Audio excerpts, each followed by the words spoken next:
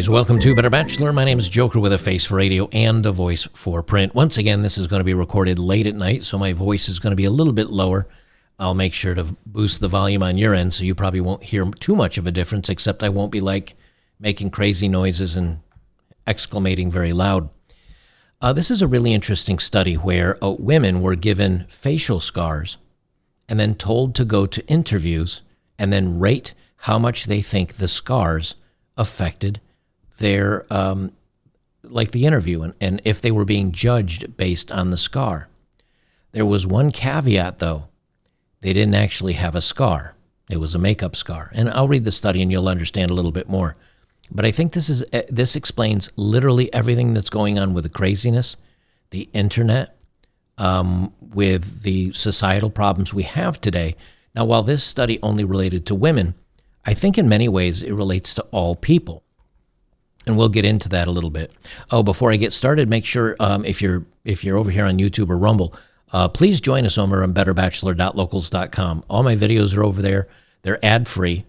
And you can become a supporter. It's like $5 a month. It's not very much, but with enough support over there, that helps me from having to do ad reads. And if YouTube demonetizes my crap, I can still make an income. So I'd appreciate, if you came over and did a little support for me today. So this is the study. Now, I saw an interview, and it was removed from my link. I went to go check the link for the interview, and it's gone. And it was just a short one, but it was somebody mentioning this study. And I said, that sounds kind of interesting. I wonder if I can find something about it. And I did find it. I've got the actual study portion of it here.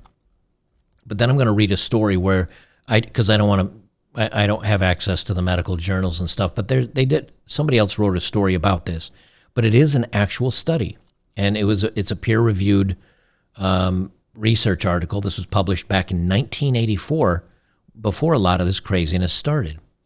They say, let me zoom up the print here so you guys can read along if you want.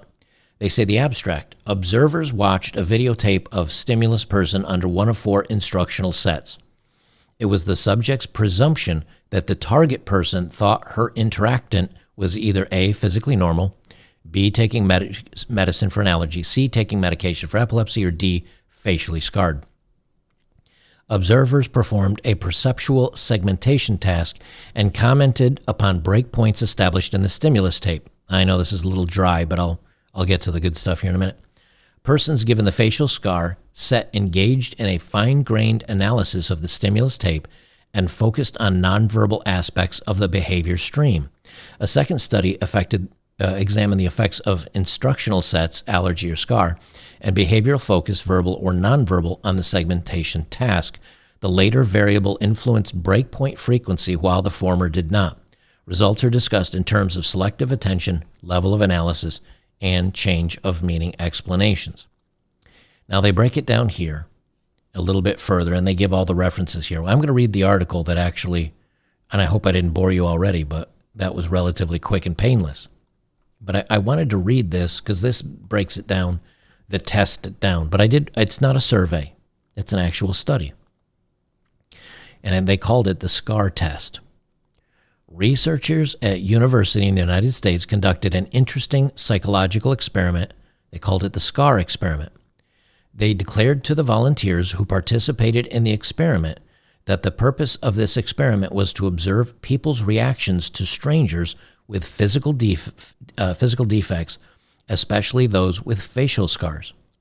Volunteers were arranged in a small room without mirrors, and a professional makeup artist made a scar, a very bloody red scar, and a shocking one on the left of their face. Volunteers were allowed to use a small mirror to take a look at the makeup effect after the makeup was applied, and then the mirror was taken away. Next, the makeup artist said he needed to apply another layer of powder on the surface of the scar to prevent the scar from being accidentally wiped off. In fact, the makeup artist secretly erased the traces of makeup with a tissue, and the volunteers had no knowledge of this. So in other words, after it was all done, they thought they had a scar on their face, but they had nothing on their face that was abnormal, right? Volunteers were sent into waiting rooms of different hospitals to observe people's reactions to their facial scars. After the experiment, they reflected the same feelings that people were more rude and unfriendly to them than before, and they always stared at their faces. In fact, the faces are the same as usual. The reason for this feeling is that their wrong self-cognition affects their judgment. Their scars are on their hearts, not their faces. They're preconceived and very stubbornly believe that if they have wounds on their face, others will hate them and be rude to them, so others are really rude to them. As the saying goes, however, a person sees himself and his heart and can feel what kind of vision in the outside world. And I guess that's maybe a little op-ed or something they wrote on the end of it. But here's the study. And they say it's copyrighted by the author and all that other stuff. So I don't know if I can talk about it. And they have another article back in the New York Times. And they have some literature here on it. And then they have a summary here. Before I read the summary, though, I'll say this. You know, a lot of times as men,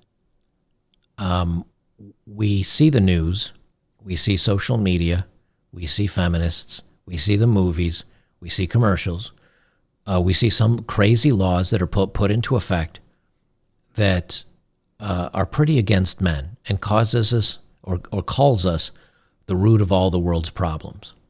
And as such, you can be pretty heavy-hearted and feel down about that.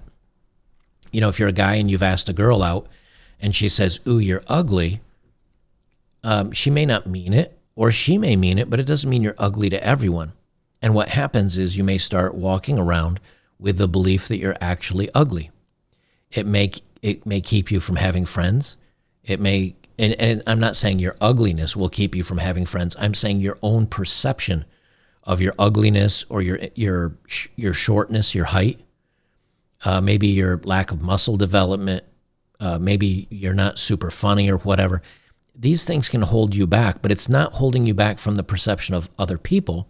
It's holding you back from yourself because it's your own perception of yourself that has been told to you by other people. And that's something that I thought was pretty important about this, but it also explains what's going on in society today. You know, if you look at back during Occupy Wall Street, everybody, you know, there was a lot of protests, and it was against the 1%ers and the big banks and the government spending and everything else. A lot of the same people that are at that march back then are now today saying big pharma is good, big government is good. You know, they're still kind of down with the 1%ers, but that's not really their cause now. Their cause is making sure that women get equal pay, even though that's been dismissed multiple times as a bad study, and that the gender pay gap is actually about 3 to 5% due to men's aggressive nature in haggling for a better salary. So even though that argument's dead, they keep bringing it up. Why?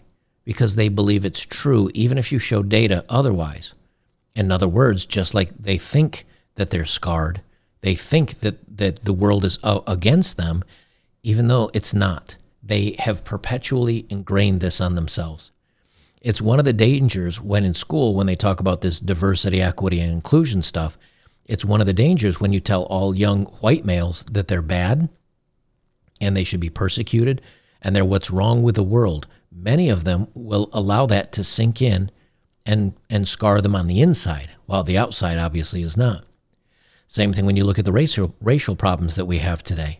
When you're a young black man or woman, but this is happening more and more to men just in general, and you're told you'll never succeed, you'll never amount to anything, no matter what you do, you don't have a chance because the white man holds you down. That is something that is probably over time going to affect you.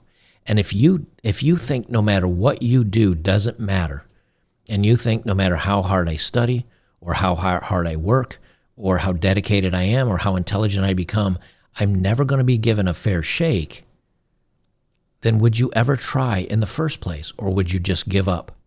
Would you just become a listless youth? Would you become a troublemaker? Would you be willing to run into a store and just grab whatever you can with, 50 or 100 other people without fear of repercussion because you know the law is easy on you because you've been persecuted for so long, and it is now your right to do so? The same thing happens against the alphabet community, LDHD TV community. Many of them say, when people bring up, well, why are so many young people today coming out as, all the different genders and everything else? Like, why are young people doing it today?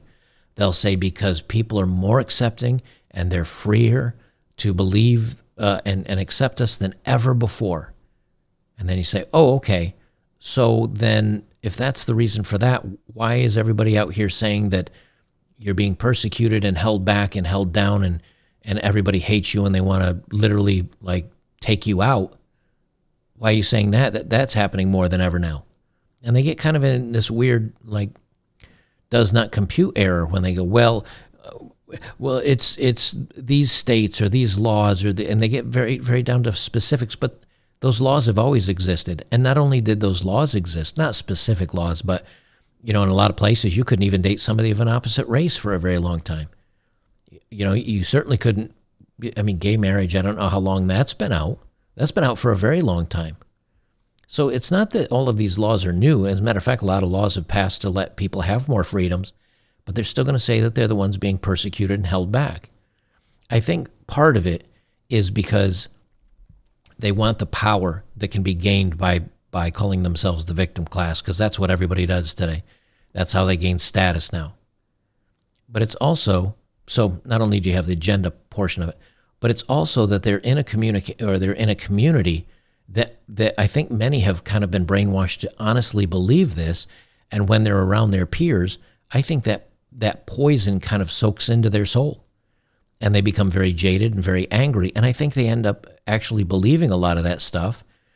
And when they're shown differently, when they're told differently, they don't believe it because in their minds, they still have that scar on their face, where in reality, they don't. They've put it there themselves. And so a lot of times when people, like, for example, when a woman is mansplained to, or when she feels like she's being inappropriately approached or talked to or anything like that, it's not. But because she has that belief, she now sees that belief, and that's the reason for it, even if it isn't. These people in this experiment said, well, I was stared at, I was treated differently.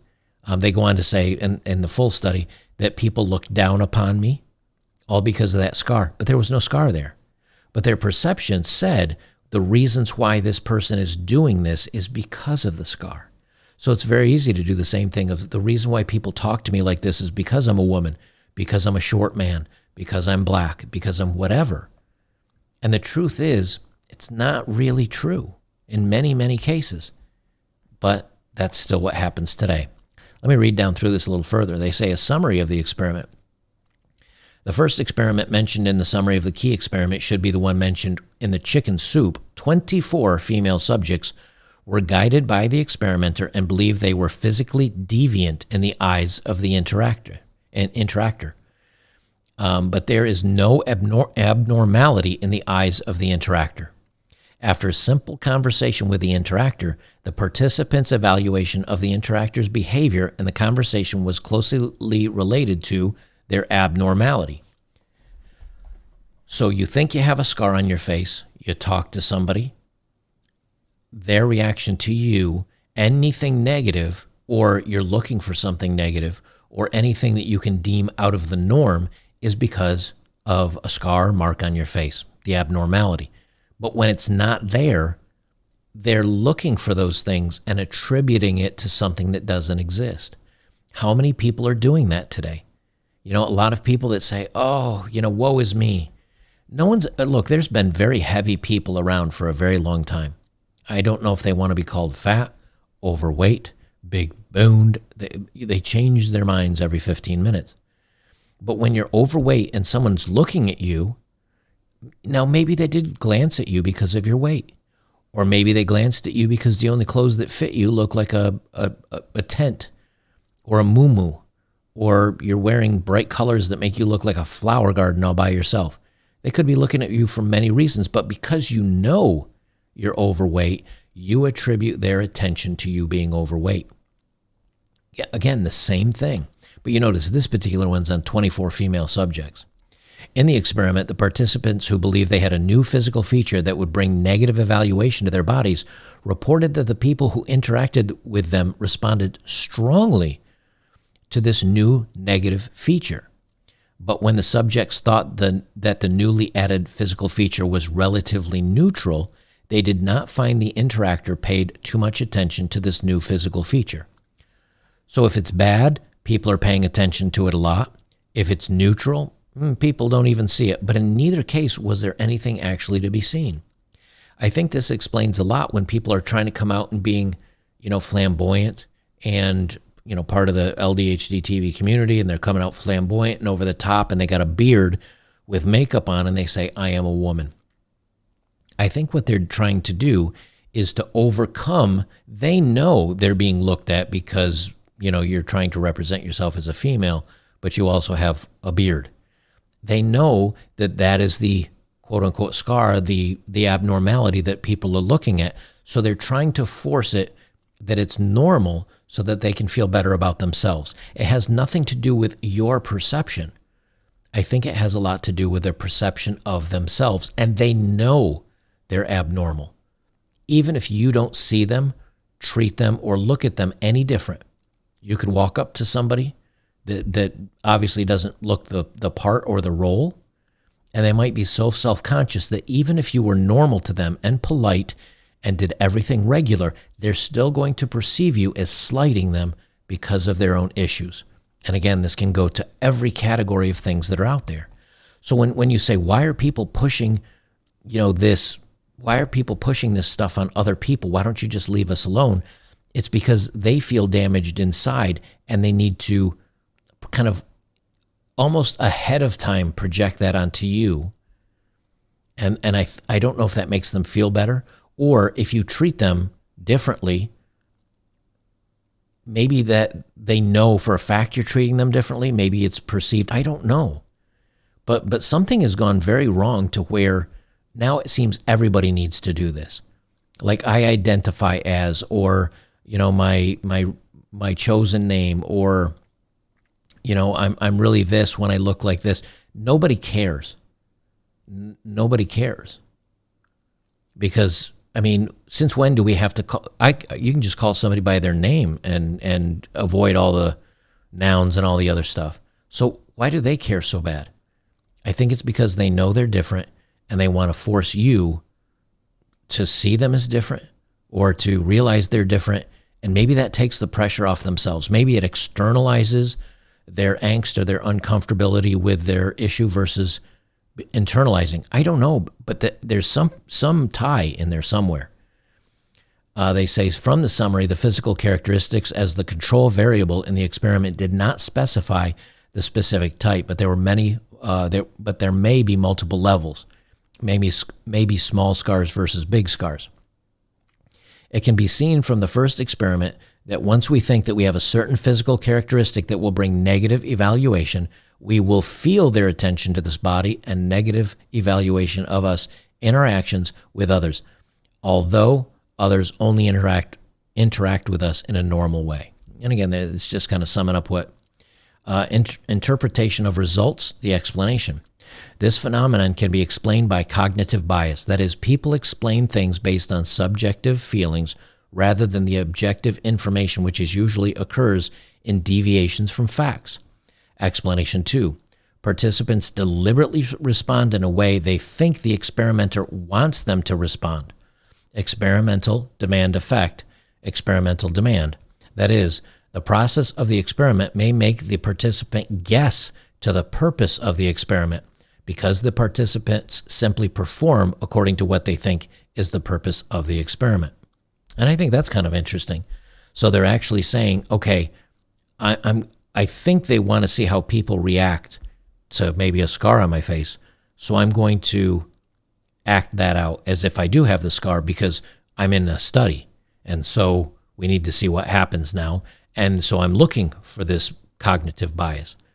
But again, maybe it doesn't exist. The scar doesn't exist, so maybe the cognitive, and maybe this has something to do with social media and everybody validating and getting in these group thinks where they think they're all marked or being judged or whatever. And in many cases they are.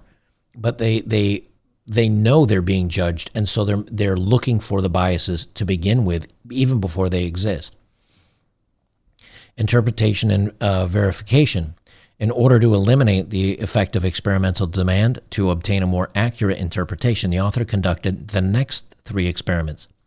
The second experiment was the same as experiment 1, using 50 mixed male and female subjects, and got the consistent results. It showed that this phenomenon has nothing to do with gender, but the influence of the experimental demand effect is not excluded. So there, I guess they're saying that it doesn't matter if you're a man or woman. And this is where I come into again, where if you feel you're being held down or held back or being judged by your weight, your height, your muscles, your sense of humor, if you think women are judging you, if you want to date, if you think guy friends are judging you because of whatever, it's kind of a self-fulfilling prophecy that even if you're not being judged that way, you still see yourself being judged that way, and therefore to you, you are being judged that way. I think that's the most important takeaway with this stuff, is to say, hey, you know what, I may see myself as overweight. Some others may, but not everybody does, because there's also other big people out there, or tall, or short, or whatever. That's kind of interesting. I hope people can maybe step back from their own beliefs about themselves and maybe correct that and say, hey, you know what? I mean, I don't know, 5'6", 5'7". I haven't measured myself in a very long time. I know I'm a short guy, but to me that's never mattered because I've always been short, and I don't care what other people think about my height, mostly because I know there's nothing I can do about it. Now, when I was in high school, like a freshman, sophomore, I was really bothered by it. But as I gained friends and I learned to joke about it a little bit, and I didn't even think about, I don't think about my height at all until it comes time to get on a motorcycle seat that's 33 inches high, and when I stop my motorcycle, I have to lean it off to the side because otherwise my legs just dangle in the air. But I don't care. Excuse me, I don't care because there's nothing I can do about it, and it is what it is. And so it doesn't bother me anymore. Maybe that's part of our, but it did when I was younger, and maybe that's our problem, or part of our problems, is our own perception of ourselves is really our biggest problem. They say in the third experiment, redesigned, the experimental instruction was to detect the impact of the experimental demand effect, but the results did not confirm the impact. In the fourth experiment, 30 female subjects were asked to evaluate the behavior of the interactors by watching the video data of a pair of interactors in the experiment. The results were consistent with those in experiment 1. Even if it is to evaluate the communication between others, we will be affected by the information of physical characteristics. This basically proves that the perception of negative physical characteristics will affect our evaluation and performance of social interaction. And they go on to say, I don't have a database to download the original text. The above is just a summary of the summary. There may be discrepancies with the details of the original text. So, I'll kind of leave it here. I don't want to go too long on this stuff, but very interesting things in that, we are our own worst critics. And as a man today, when you're told that everything is, older guys can brush off the feminist stuff. And in many cases, we don't lean too much, at least Gen Xers. And I don't think boomers do either too much. I can't speak for millennials, but we can kind of brush off race stuff. We can brush off, feminist stuff. We kind of harken back to the days of the boomers, but we're the bridge gap between then and the now, which means we've seen a lot and we've been through a lot, and we've had to grow and change our experiences, and we see the world changing around us, and in many cases our perception's kind of already built on the last generation, and we've just carried it through to the new. And so I think that's why a lot of the stuff that's coming up today doesn't affect us as much, because we don't believe it. Like, I don't believe any of I know it's happening, but I don't believe in a lot of the things that the news is telling us and social media tells us how we need to think about ourselves and how we need to treat others and believe in others. No, I treat everybody as an individual, and they get the respect that they earn, and no group of people are bad or good. Now we can make, generalized summaries based on data and based on numbers and based on percentages and things like that, which we do quite often here.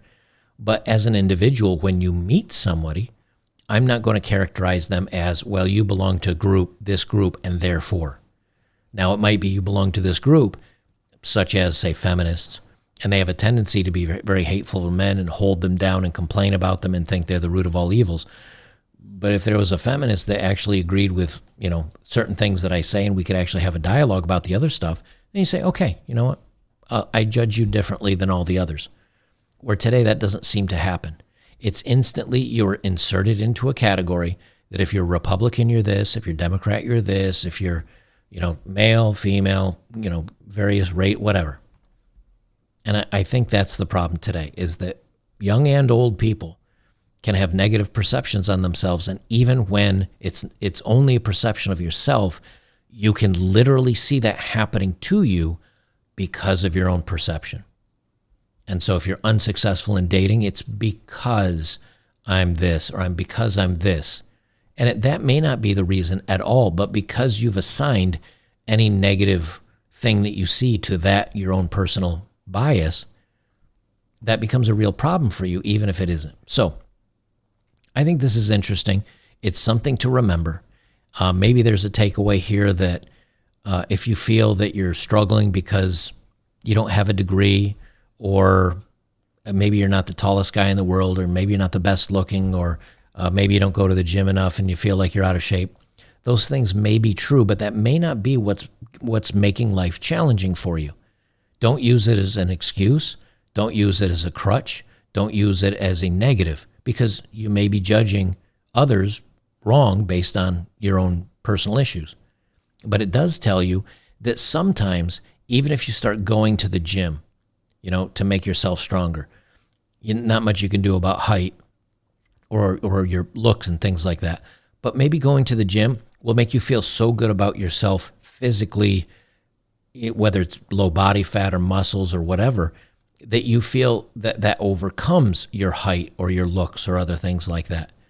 And even though it may not, obviously it won't, maybe that's enough to overpower the negative perception that you've given yourself, so that if somebody calls you short, you go, yeah, I may be short, but I can crush your head like a walnut, and you can feel better about yourself. And it's not masking a problem.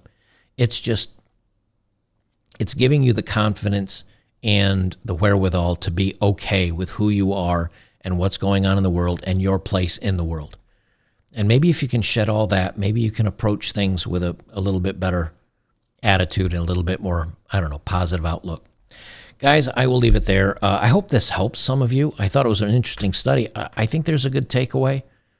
I know when I stopped worrying about my height and losing my hair and all the things that getting wrinkles, I don't want any of that stuff, but it happens to all of us. When you can move past that, when somebody judges you, look at it as the individual judgment, not because I'm bald, I'm short, I'm this, I'm that. Maybe that'll help you. I hope so. I hope it gives you a fresh new lease on going out there and getting yours. Guys, again, please become a supporter today over betterbachelor.locals.com. Great community, great forums, great discussions, but you got to be a supporter for $5 a month to get it. But I think it's well worth it. It's a great community of like-minded people. I've got a supporter drive going on right now. I think I put down I wanted to hit 500. I think we've got 6. So a little more support would go a long way. But we've got several over there. We have amazing forums with lots and lots of people talking on them. So I hope you join today, and we'll see you in the next one.